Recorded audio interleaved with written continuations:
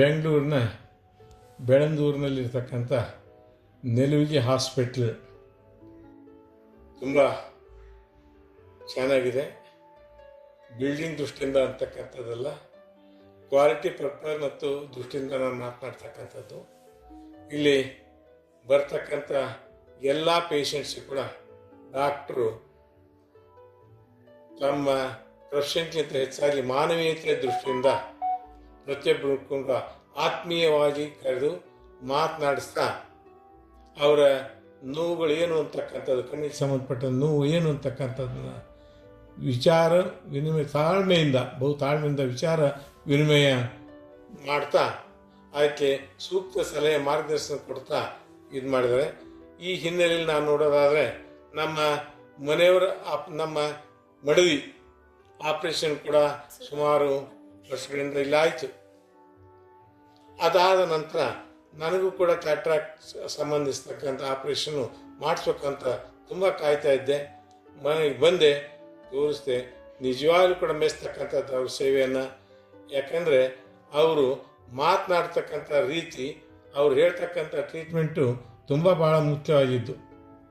ಅವ್ರು ಮಾತನಾಡ್ತಕ್ಕಂಥ ಸಂದರ್ಭದಲ್ಲಿ ನೀವೇನು ಹೆದರಬೇಡಿ, ಚಿಂತೆ ಮಾಡಬೇಡಿ, ನಾನಿದ್ದೇನೆ ಅಂತಕ್ಕಂಥ ಆ ಧೈರ್ಯವನ್ನು, ಆತ್ಮವಿಶ್ವಾಸವನ್ನು ರೋಗಿಗಳಿಗೆ ತುಂಬತಕ್ಕಂಥದ್ದು ಮೊದಲನೇದು. ಅದಾದಮೇಲೆ ಏನಪ್ಪ ಇದು ದೊಡ್ಡ ಆಸ್ಪತ್ರೆ ಇದೆ, ನಮಗೆ ಪ್ರಶ್ನೆ ಏನಪ್ಪ ಹೇಗೆ ಮ್ಯಾನೇಜ್ ಮಾಡೋದು ಅಂತಕ್ಕಂಥ ಒಂದು ಇದು ಇದೆ. ನಾನು ಪ್ರೊಫೆಸರ್, ನಿವೃತ್ತ ಪ್ರಾಂಶುಪಾಲರು, ಜಾಯಿಂಟ್ ಡೈರೆಕ್ಟರ್, ರಿಟೈರ್ಡ್ ಆಗಿರ್ತಕ್ಕಂಥವ್ರು. ಇಂಥವ್ರು ಇದ್ರೂ ಕೂಡ ಆ ಸಂದರ್ಭದಲ್ಲಿ ಅವರ ಒಂದು ಸೇವಾ ಮನೋಭಾವನೆ ಅಂತಕ್ಕಂಥದ್ದು ಅದಕ್ಕೆ ಮೆಚ್ಚಿ, ಇಲ್ಲ ಡಾಕ್ಟ್ರೇ, ಇದು ನಾನು ತುಂಬ ವರ್ಷಗಳಿಂದ ಇದು ಕಣ್ಣಿನ ಸಮಸ್ಯೆ ಇದೆ, ದೂರದೃಷ್ಟಿ ಅಂತಕ್ಕಂಥದ್ದಾಗಲಿ ಸಮೀಪ ದೃಷ್ಟಿ ಅಂತಕ್ಕಂಥ ತುಂಬ ಇದೆ, ಅದು ಮಾಡ್ಕೊಳ್ಳಿ, ಏನು ವಿಚಾರ ಮಾಡಬೇಡಿ, ನಾನು ಇಲ್ಲಿ ನಿಮ್ಮನ್ನು ಹೆಚ್ಚು ಹೊತ್ತು ಇಟ್ಕೊಳ್ಳೋದಿಲ್ಲ, 2-3 ತಾಸಿನಲ್ಲಿ ನೀವು ಮಾಡಿ ಕಂಪ್ಲೀಟ್ ಕಳಿಸ್ತೇನೆ ಅಂದರು. ಆದರೆ ಒಳಗಡೆ ಹೋಗಲಿಕ್ಕೆ ಭಯ. ನೋಡಿದರೆ ಆಪ್ರೇಷನ್ ನನಗೆ ಹೇಳಿದ್ರು ಇಂಜೆಕ್ಷನ್ ಹಾಕ್ಕೊಳ್ಳೋದು ಕಷ್ಟ ಅಂದರು.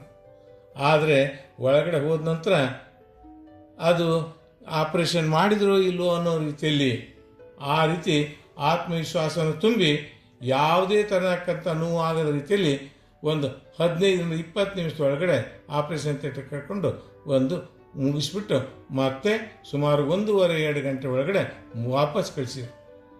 ಈ ರೀತಿ ಆತ್ಮಸ್ಥೈರ್ಯವನ್ನು ರೋಗಿಗಳಿಗೆ ತುಂಬ್ತಾ ಇರ್ತಕ್ಕಂಥ ಇಂಥ ಒಳ್ಳೆಯ ಡಾಕ್ಟರ್ ಇದಾರಲ್ಲ, ಇದು ನಮಗೆ ಇಡೀ ಸಮಾಜಕ್ಕೆ ಒಂದು ಅಪಾರವಾದ ಕೊಡುಗೆ ಅವರ ಸೇವೆ ಅಂತಕ್ಕಂಥದ್ದನ್ನು ನಾನು ನೋಡ್ತೇನೆ. ಅದೇ ರೀತಿ ನಮ್ಮ ಈ ಸಿಬ್ಬಂದಿ ವರ್ಗ ಅಂತಕ್ಕಂಥದ್ದು ಕೂಡ ಇದೆ.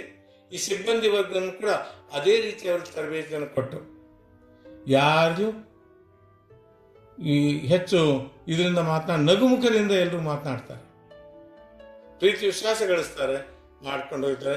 ಇವತ್ತು ನಾನು ತುಂಬ ಕಣ್ಣಿನ ದೃಷ್ಟಿಯಿಂದ ಏನು ನೋವು ಅನುಭವಿಸ್ತಿದ್ದೆ, ಆ ಕಣ್ಣು ನೋವು ದೂರದೃಷ್ಟಿ ಅಂತಕ್ಕಂಥದ್ದಿತ್ತು. ಆ ದೂರದೃಷ್ಟಿ ಅಂತಕ್ಕಂಥದ್ದು ಈಗ ಅದು ಮಾಯವಾಗಿ ಬಿಟ್ಟಿದೆ ಇವರ ಆಪರೇಷನ್ನಿಂದ.